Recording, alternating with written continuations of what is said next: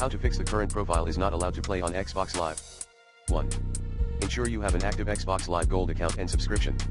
2.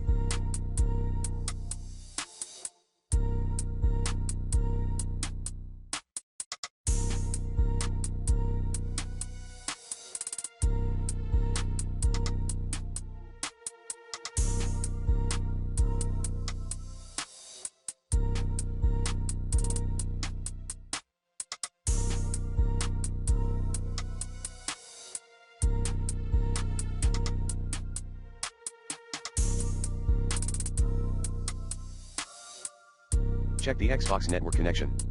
To do so, launch the Test Multiplayer Connection option. Refer to the IMG below. 3. Delete and re-add your profile. 4. Delete persistent storage. 5. Clear the MAC address. Hint, use the alternate MAC address option. 6. Delete the system cache. Setting system storage. 7. Factory reset your Xbox console.